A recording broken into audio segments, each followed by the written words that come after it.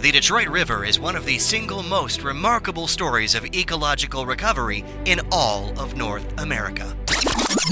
What? Yep, it's true. Only a few decades ago, it was one of the most polluted rivers. Ugh! And unfortunately, some people still see it this way. But this is the story of how, over the past 3 decades, our community has come together to transform the river from this to this.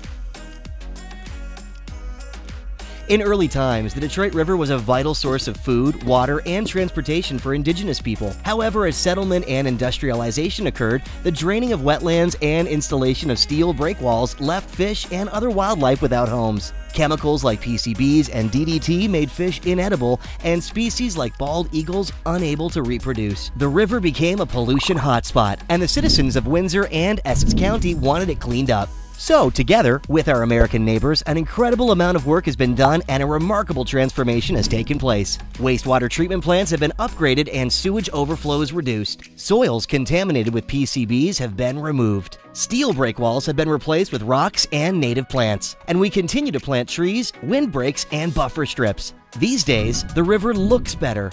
The fish taste better, the species that disappeared have returned, and the people have returned too. The river is now an internationally renowned fishing location for walleye, silver bass, and muskie. Sailing, kayaking, and other water sports are popular summertime activities. Birders flock to the river to watch hawks and ducks in migration. And just look at the waterfront. The Detroit River provides drinking water for 5 million people, and as many as 8,000 commercial vessels use it annually to ship goods all over the world. It's the busiest international crossing in North America, providing a gateway to Canada.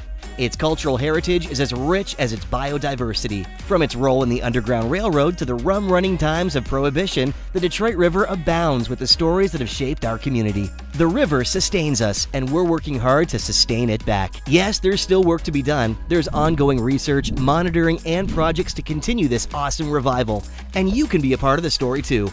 Plant native flowers and trees, watch what you flush, pick up some garbage, and love your Detroit River.